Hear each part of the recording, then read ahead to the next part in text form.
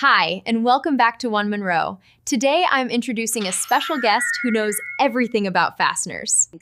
I'm Freddy the Fastener.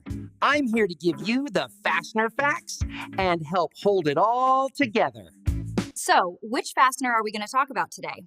Something that you might say I closely resemble, the bolt. A bolt is a threaded fastener used to join parts together, usually with a nut, to create a strong mechanical connection. The head is the top of the bolt. It allows tools like wrenches or sockets to tighten and loosen the fastener. The shank is the smooth section below the head. It adds strength and helps keep parts aligned. Threads run along the bolt and engage with a nut or tapped hole to create clamping force. The end of the bolt is usually flat or chamfered, helping guide it into the hole and protect the threads. So, Freddy, bolts come in a huge variety of sizes. You gotta know your features, like head type, thread length, and diameter.